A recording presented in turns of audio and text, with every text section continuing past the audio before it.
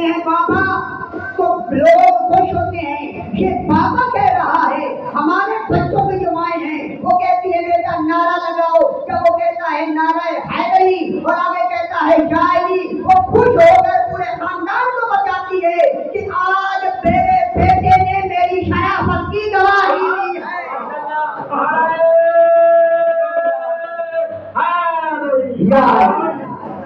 لیکن قرآن اور علی میں کوئی فرق نہیں. جیسے قرآن کی فضیلت ویسے مولا علی کی فضیلت. جیسے قرآن بلند ویسے مولا علی بلند. جیسے قرآن طاہر ویسے مولا علی طاہر. جیسی قرآن کی فضیلت ویسی مولا علی کی فضیلت. قرآن اور علی میں کوئی فرق نہیں ہے, مگر ایک ہی فرق ہے, قرآن کو پڑھنے کے لیے جسم کا پاک ہونا ضروری ہے, مولا علی کو ماننے کے لیے نسل کا پاک. چلو جڑ گئے تو اور فرق بتا دوں. آپ کہتے رہے نا ساری زندگی بیٹھ کر قرآن قرآن قرآن قرآن قرآن قرآن, آپ کو کوئی ثواب نہیں ملے گا. اور پیغمبر اعظم نے فرمایا تو ایک مرتبہ کہے شاعری سے 10 پارے ختم کرنے کا ثواب ملتا ہے. میں اگر پڑھوں تو پورے گھنٹے کی مجلس نہیں پڑھ سکتا ہوں, پر میرے پاس وقت نہیں, میرے بھائی نے پڑھنا ہے. تو اگلے مرحلے میں بڑھتے ہیں.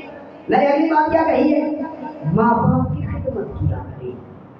یہ بھی ایک پیغام ہے. پہلے قرآن بچوں کو پڑھایا کریں, اب ماں باپ کی خدمت کریں.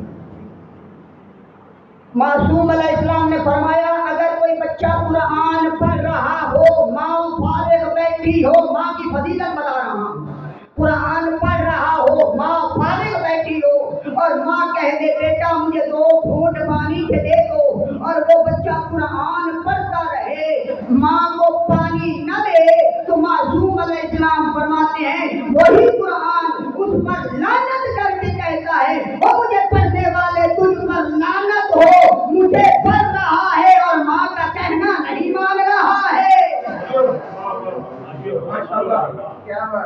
ماں باپ کی خدمت کیا جائے. یہ معصوم نے یہ روایت بیان کر کے ہمیں بتا دیا ہے کہ مقام ماں کی عظمت کیا ہے.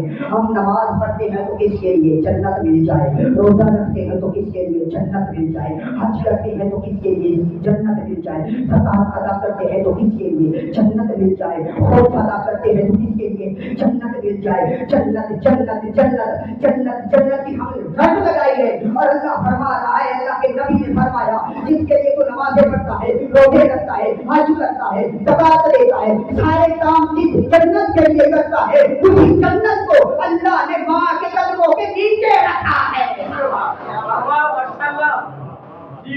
نماز بھی پڑھ رہا ہے جنت کے لیے, روزہ بھی رکھ رہا ہے, اور وہی جنت ماں کے قدموں کے نیچے. تو نہیں پڑھے تو روزہ جملہ کہہ دوں. پیغمبر نے فرمایا حسن اور حسین جوانان جنت کے سردار ہیں. حسن اور حسین جوانان جنت کے سردار ہیں.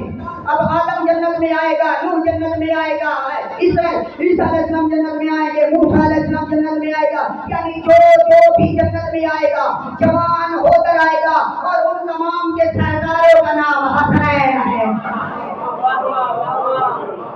ان تمام کے سرداروں کا نام حسنین ہے.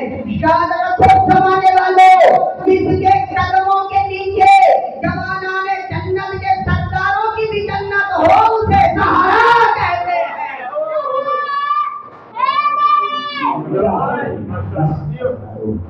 عزت جو بنی تھی